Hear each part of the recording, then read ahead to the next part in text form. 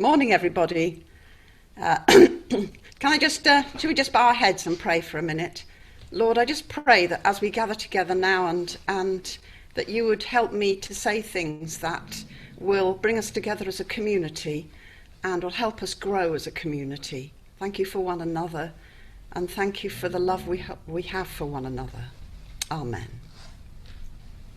Actually, this morning, for a few minutes, I want to speak to us directly. That is the community of St. James. And obviously, if you're a visitor here, then I hope maybe that there will be some things that I say that will be really helpful.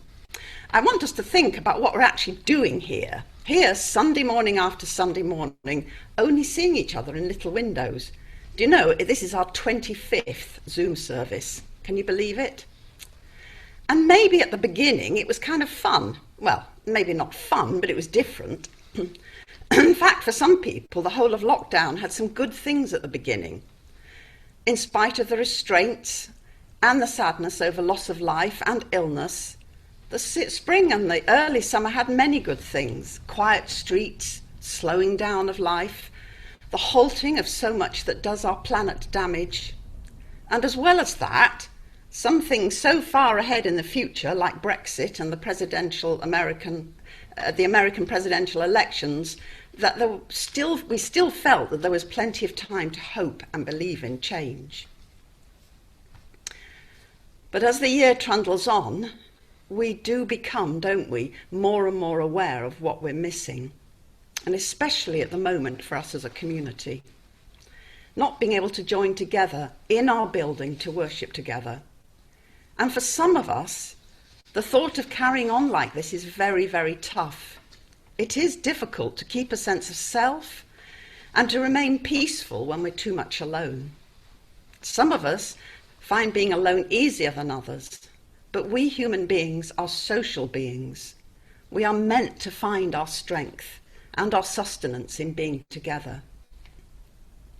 Last Sunday evening, a group of us went into the church for a brief service of reflection, and it was the first time we've gone back into the church since March. It was beautiful, very, very special, but it also felt very, very strange, because we were sticking to the legislation, which meant we were all 2 meters apart, and we were all wearing masks. I don't know how everyone there felt. I think there were about 14 or 15 of us. What I hope is that no one left feeling more estranged, more isolated when they left than when they arrived. So how are we going to get through the months ahead? I don't know what life is like for everyone this morning, but I know some people are struggling. And it's going to get worse, isn't it? As the days become shorter, the nights draw in.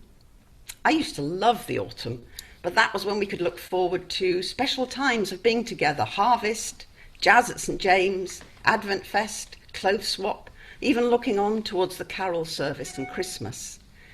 And every Sunday just gathering together with coffee afterwards, maybe followed by lunch with friends. None of these things are certain at the moment. So let's look at that passage from Romans. I know, of course, that when Paul writes to the Romans about the present time, about the night being nearly over, the day being nearly here, he is writing specific words to believers in first century Rome, and we must look at the words in context. But I also think they can be comforting words for us today. Maybe God is saying something very specifically to us here in St. James, a specific time with specific needs. And the way to cope with this specific time is the same as Paul instructed the Romans, with love. In fact, he said, "Let no debt remain outstanding except the continuing debt to love one another." The continuing debt to love one another, don't you think that's an extraordinary way of expressing our relationship with others? We actually owe them love, a continuing debt to love one another. But the best thing about this is that obeying this, the greatest commandment, will bring us joy. Blessed are those who love, because in loving they will find joy.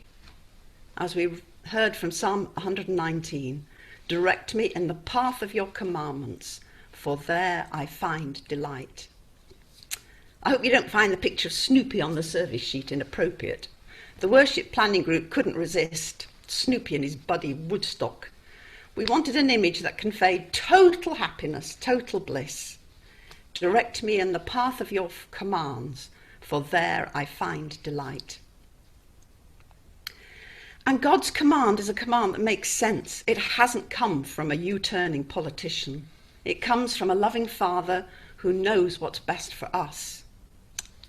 Well, I know what you're thinking. What am I supposed to do? If giving love to others, if always being in a state of owing debt of love to others will bring joy, then what can I do when all I can see are a sea of faces in small boxes on my computer screen? When I can't sit next to someone in church and give them a hug? And to be honest, because of my job, I'm still nervous of going anywhere because I work with people who are vulnerable. Well, we have the most extraordinary promise from Jesus, the promise we read in the Matthew passage. Again, I tell you that if two of you on earth agree about anything you ask for, it will be done for you by my Father who is in heaven. For where 2 or 3 come together in my name, there I am with you. There are more of us than 2 or 3 joining here in this service today, and we may not be physically together, but we are here together in the spirit. I know we're embodied beings who long to give each other a hug, but what we can do is offer love, because fortunately, love has no boundaries. So what I'm suggesting is that during this time, during this autumn, even though I know that already many have been making very special efforts to be in touch with one another, let's commit this autumn to be even more in touch, to pray for one another even more often, to phone one another more often, to email one another more often, to do this in our community in St. James, to do it with our friends and family, to do it with our neighbours, to do it for our work colleagues. The reassurance that when we give love, we can find the joy that we desperately need at the moment is a big help. I am the worst rule keeper ever, and I get very irritated when I think a rule that has been laid down is irrational. And you could argue that it doesn't make sense, that I can go into a cafe and have a cup of coffee with a friend, but I can't go into my church without staying 2 meters apart and wearing a mask. It's a rule that's pretty tough to swallow.